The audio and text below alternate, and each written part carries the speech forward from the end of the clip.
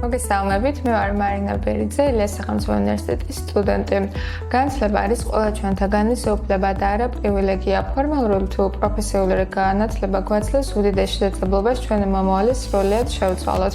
ახალსოფლის ახალგაზრდულ ცენტრში მქონდა უდიდესი შესაძლებლობა მიმიღო სხვადასხვა ტიპის პროექტებში მონაწილეობა, სადაც მივიღე ისეთი ტიპის უნარები და გამოცდილება, რომელსაც დღეს ძალიან დიდი სიამაყით ვიყენებ თითქმის ყველა სფეროში, რომელშიც მონაწილეობა მიმიღია. ჩვენს მიერ შეძენილი თითოეული უნარი არის უდიდესი ინვესტიცია ჩვენს მომავალში. განათლებაში ინვესტიცია კი არის საქართველოს მომავალში ჩადებული უდიდესი ინვესტიცია.